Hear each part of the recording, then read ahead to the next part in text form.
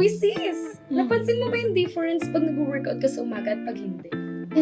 Hindi ko siya napansin. Ano bang ibig mong sabihin? Well, pag nag-workout kasi ako sis, feeling ko talagang nabuboost yung energy ko. At the same time, nakakapag-focus ako sa mga bagay na dapat kong gawin. So, ready yung isip ko na gawin lahat. Makes sense. Usually, pagbangon ko, diretso na ako sa mga gawain ko. Kaya, feeling ko, parang ang tamlay-tamlay ko. Exactly. Pag nag-workout ka sa umaga, parang ka nang nag-set ng positive tone sa buong araw mo. So, parang binigyan mo na yung sarili mo ng head start. Hindi ko pa nga naisip yung ganun. Mukhang kailangan ko na siyang ito. Go for it, sis. Promise makikita mo yung difference. Plus, ang sarap sa feeling na unahin yung health and wellness mo.